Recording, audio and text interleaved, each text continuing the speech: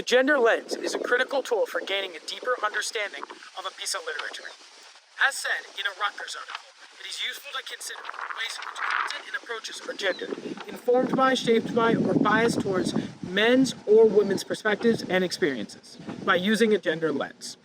In The Great Gatsby, the prevalent patriarchal gender expectations of the 1920s have a heavy influence on its characters. Characters experience internal conflicts between gender norms and individual aspirations. F. Scott Fitzgerald's book reflects the disparities between men and women, which women sought to bridge with the fledgling flapper movement. We always say Gatsby, so let's try to remember all the metaphoric writing on the basis of gender. Tom's a first-rate offender, Daisy's quiet and tender, and when she kills Myrtle, all the men still defend her. Now let me be specific and put this in a frame. They take responsibility and throw it in the flame. Not just Daisy, look at Jordan and I'll show you it's the same. Dishonesty in a woman is something you can never blame.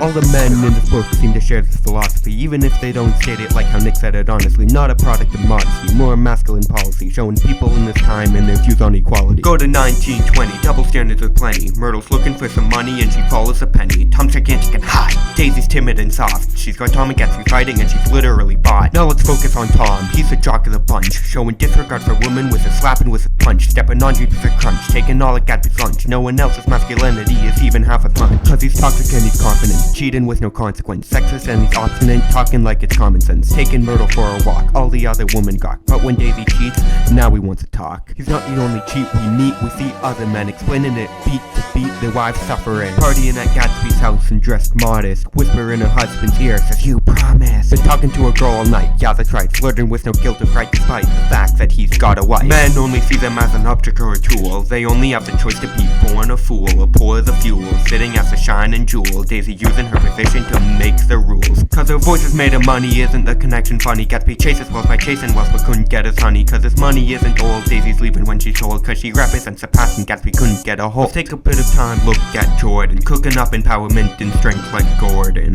Looking at her name, you can tell it's not the same, not a Myrtle or a Daisy, it don't make a crystal claim. Jordan Baker is a company with special claim to fame, encouraging the woman to break out of their frame, reflected in her characteristics and her actions, being a female athlete, an abstraction. Wants to be an independent but ends up encaged, falls right into a place and goes right on to get engaged. She's adapted to this world that doesn't give her her wage, she won't take a disadvantage since the 19th has been paged. Finally there's Myrtle, the transition fear hurdle, she gains confidence from closing but still slower than a turtle. Her husband tries to keep her like an object in the house, thinking that he owns her just because he is her spouse.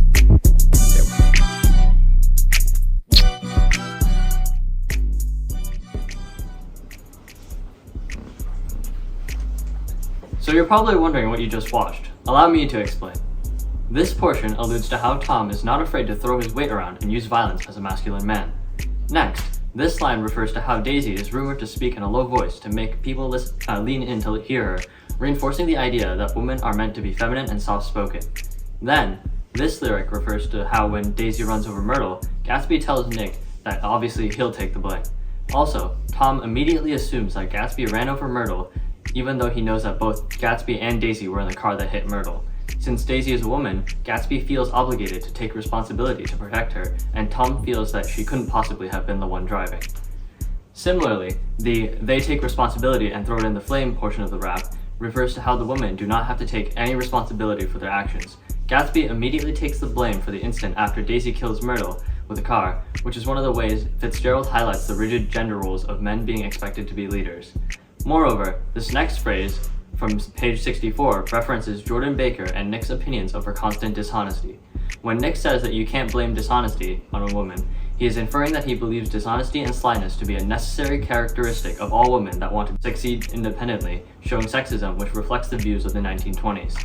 When Tom and Daisy's relationship devolves into lies and infidelity, Daisy still sticks with Tom because he has money that's more stable than Gatsby's. This reinforces the idea that men are meant to care for the woman monetarily, as Tom is seen by Daisy as a better choice because of his old money. This line shows how Fitzgerald attributes many unfair freedoms to men in their relationships when describing Gatsby's party. As Madison Busick writes in an article regarding continuity and double standards between the 1920s to today, women are chastised for things that men, especially privileged white men, do almost constantly. In The Great Gatsby, Tom is not really punished when he cheats on Daisy, but when Daisy redevelops her relationship with Gatsby, Tom is quick to shatter Daisy's hopes of having a future with Gatsby. Just like in Tom and Daisy's relationship, the unnamed man in this scene follows his own will and interacts with women other than his wife. His wife calling him out on page 51 about his broken promise is a reflection on how women are disadvantaged in cases of infidelity. Ultimately, everything is up to the man's discretion. In the 1920s, the double standard between men and women was extremely prevalent.